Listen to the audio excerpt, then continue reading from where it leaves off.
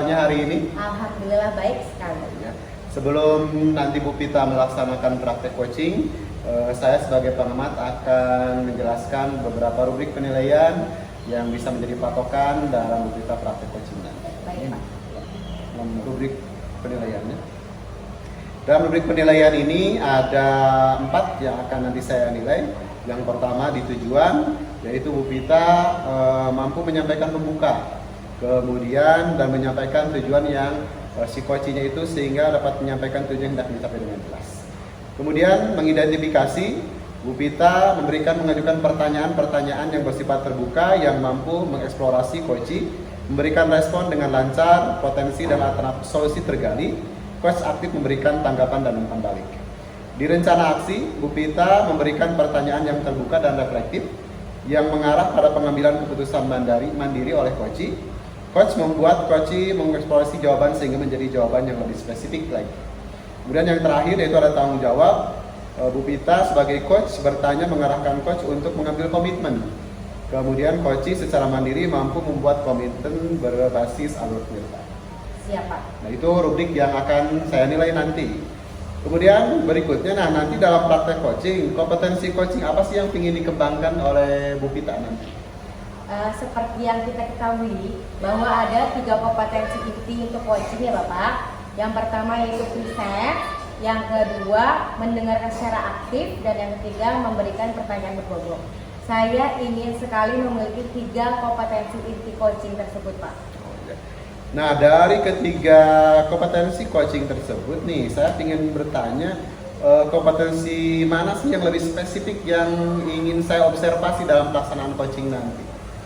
Karena saya ingin mengembangkan kompetensi inti untuk memberikan pertanyaan berbobot kepada coach, maka saya ingin mohon izin Bapak untuk mengobservasi saya dalam kompetensi memberikan pertanyaan berbobot kepada coach. Karena untuk memberikan pertanyaan berbobot kepada coach, saya juga harus memiliki kompetensi 2 lainnya, yaitu presence dan juga mendengarkan aktif terhadap jawaban-jawaban dari coach. Nah, dari kompetensi yang saya akan observasi secara spesifik, indikator ketercapaian apa sih yang dari tujuan pengembangan yang diinginkan? Baik Bapak, indikator yang ingin saya capai yaitu saya dapat memberikan umpan balik atau pertanyaan yang berbobot dari jawaban-jawaban coach, sehingga si coach ini dapat menggali potensinya dan menemukan gagasan-gagasan baru untuk pengembangan diri selanjutnya. Itu saja Bu Pita, pra-supervisi yang akan kita laksanakan. Semoga nanti berhasil dalam praktek coachingnya. Baik Bapak, terima kasih. Sama-sama. Assalamualaikum warahmatullahi wabarakatuh. Waalaikumsalam warahmatullahi wabarakatuh.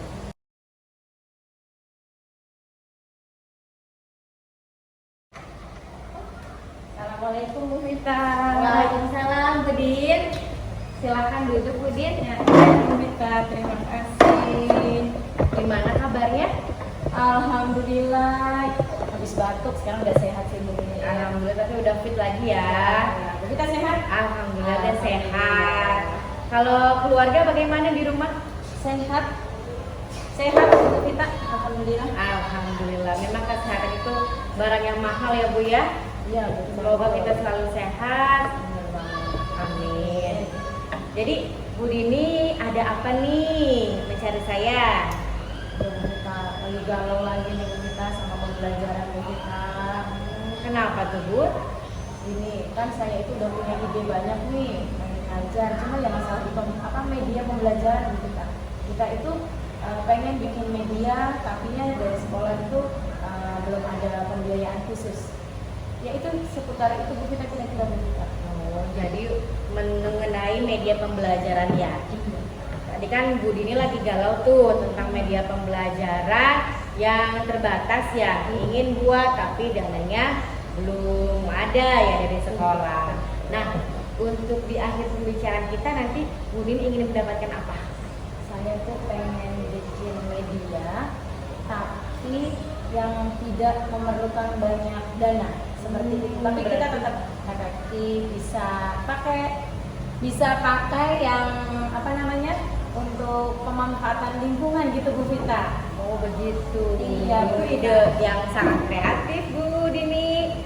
Nah, jadi media pembelajaran seperti apa sih yang ingin Bu Dini buat?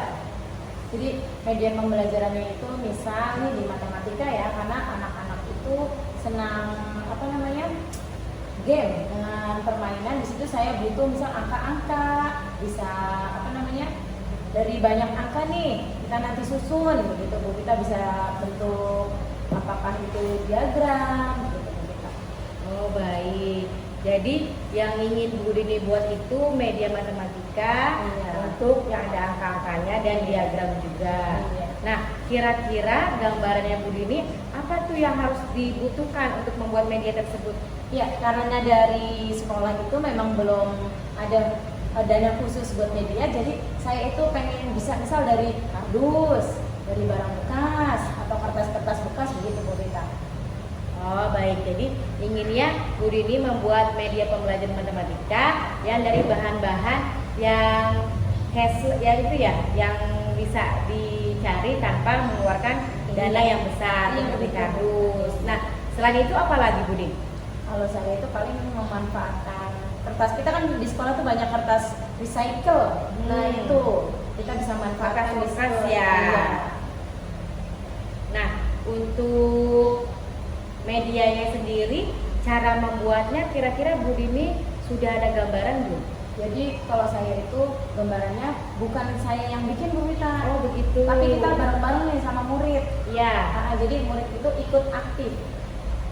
Kira-kira seperti itu Bu Rita. Oh jadi Bu Dini ingin mengkaryakan murid-murid juga ya, Iya. supaya kreatif membuat media pembelajaran untuk dipakai mereka sendiri dalam pembelajaran, Iya. betul ya Bu Dini? Iya, jadi murid Wah, itu hebat punya sekali itu. apa sih, punya gambaran, oh begini bikinnya gitu Bu Rita. Ya, kreatif sekali itu Bu Dini. Nah, jadi selain dari kardus, dari kertas, apalagi sih yang bisa dipakai untuk media pembelajaran? Kalau di sini nih saya paling tambahan ya papan tulis, Papan tulis. terus buku-buku anak gitu. Karena memang kalau mau menambah dana lagi kayak kertas as dulu kan harus beli, kertas HPS itu harus beli. Saya tidak mau menambah beban ke orang tua gitu. Oh begitu, baik, siap Bu Dini. Nah, untuk media pembelajaran tersebut sudah terbayang belum namanya apa? Terus pembuatannya berapa lama? Cara pembuatannya bagaimana, sudah terbayang belum Bu Dini? Saya sudah mencoba membayangkan.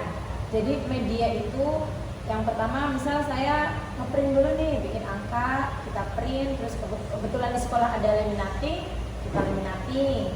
Terus setelah di laminating kita potong-potong gitu. Nah, yang untuk anaknya, jadi mereka bawa kardus nih dari rumah. Nah, terus pakai spidol, dia tulisin tuh angka 1 sampai 100 tuh apa namanya, buat hafalan perkalian, buat pelipatan, itu bisa. Wah, seru sekali ya Bu Dini. Nah, selain membuat media pembelajaran matematika itu untuk perkalian ya, dari kardus, dari kertas, Bu Dini ingin membuat apa lagi? Kalau saya sih papan sebenarnya, kayak papan kelipatan itu yang pengen. Terus sebenarnya banyak, tapi ya itu belum menemukan yang biar nggak ngeluarin uang. Kayak papan flanel, saya pengen tuh yang pakai papan flanel, kayak flanel, terus angkanya ditempelin gitu. Cuma masih harus mengeluarkan dana. Masih harus ada dananya ya, walaupun sedikit ya. Nah, untuk mengatasi hal tersebut apa yang Bu Dini lakukan? Misalnya mau beli ini harus pakai dana, mau beli harus pakai dana. Apalagi yang Bu Dini lakukan? Karena kan tadi untuk memanfaatkan kardus, kertas, tapi kan kita ingin yang lain ya. Nah, apa yang Bu Dini lakukan? Kalau saya itu berusaha untuk membeli sendiri Bu Vita. Wah, berarti mengeluarkan dana sendiri ya Bu Dini. Iya, kan kebetulan memang sudah sertifikasi, jadi dana itu sebagai digunakan untuk pembelajaran. Alhamdulillah, top sekali Bu Dini. Nah, jadi dari beberapa media yang tadi Bu Dini utarakan kepada saya, kira-kira media mana yang akan segera Bu Dini laksanakan dan Bu Dini ciptakan nih bersama anak-anak? Yang ngeprint saya, yang laminating saya, nanti anak bagian motong gitu. Yang itu yang akan diterapkan. Oh begitu. Nah, kalau itu namanya media apa tuh? Diberi nama? Bisa disebut dengan kartu angka bisa. kartu angka ya. Oke. Nah, Bu Dini dalam membuat media kartu angka tersebut kira-kira mau start kapan? Saya coba minggu depan. Minggu depan di hari apa? Harinya kan kebetulan hari Senin itu saya izin, itu di hari Selasa. Oh, di hari Selasa ya. Nah, untuk pengerjaan media tersebut kira-kira berapa lama? Itu 1 jam cukup. 1 jam. 1 jam pelajaran itu 1 1 jam. jam kenyataan 60 menit. Oh, 1 jam 60 menit Bu Dini bersama anak-anak bisa mulai membuat. Untuk anak-anak diinfokannya kapan Bu Dini? Dari hari Jumatnya kita sudah, kan kita sekolah itu sampai hari Jumat. Oke. Sabtu libur, jadi di Jumat kita udah infokan bahwa hari Selasa dari Senin Bu Dini izin, hari Selasa kita akan praktek. Seperti itu. Baik, hebat sekali. Jadi di sini Bu Dini sudah memiliki rencana ingin membuat media kartu angka bersama anak-anak dengan menggunakan kardus dan kertas bekas. Nah, kira-kira yang bisa membantu nih supaya rencana Bu Dini ini terlaksana dengan baik ada tidak? Ya, ketika di kelas ini yang sangat membantu itu awalnya adalah anak-anak. Oh gitu. Bu, bikin ini. Saya sering tegaskan ketika nanti kalau Bu guru lupa ingetin ya. Iya Bu, ingetin. Dan ternyata memang benar. Kita kan banyak masalah, banyak pikiran, akhirnya kadang lupa ya kita. Saya sering Iya, saya akui betul sekali. Ya Allah, karena banyak banget urusan di rumah, urusan di sekolah. Nah, itu akhirnya saya lupa dan murid lah, Bu, ayo kita praktek. Praktek apa ya hari ini? Nah, mereka lah yang mengingatkan. Hebat sekali ya, alarmnya alami dari anak-anak Iya, dari sendiri. anak-anak. Pasti anak-anak happy tuh Bu dibuat pelajaran dengan buat media pelajaran ya. Ya, insya Allah sih mereka senang ya, meskipun masih ada beberapa anak yang tetap mengikutinya dengan kurang gitu, masih ditemukan Hebat sekali. Nah, jadi kira-kira kapan nih nanti kita ketemu lagi untuk membicarakan Bu Dini udah membuat media pembelajaran dengan anak-anak, bagaimana ceritanya, bagaimana refleksinya, kalibrasinya, kapan itu? seminggu ya Bu kita ya. Seminggu, Iya. minggu depan. Jangan buru-buru, banyak tugasnya Oke, juga. siap. Saya nanti akan siap-siap deh. Nanti saya langsung ke kelas Bu Dini aja ya. Oke Bu Vita. Ya, makasih Bu Dini. Sama-sama Bu Vita, saya terima kasih coachingnya. Jadi saya semakin kuat nih Bu Vita nih. Alhamdulillah.